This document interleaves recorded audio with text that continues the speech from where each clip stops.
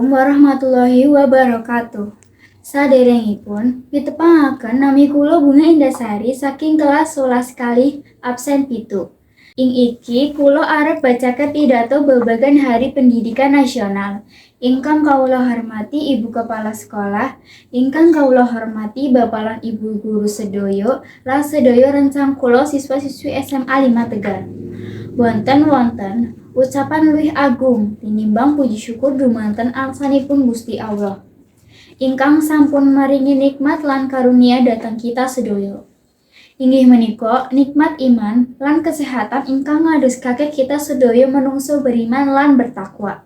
Salawat sariring salam dumanten junjungan kita Nabi Muhammad SAW ingkang sampun maringi petunjuk dumanten umanipun sedaya sehingga kita saged pinaringan cahaya ingkang terang benderang.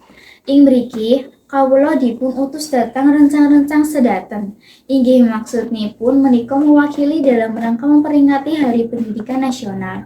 Pendidikan iku sangat penting kangge sinten kemawon tanpa pendidikan menungso boten wonten artine.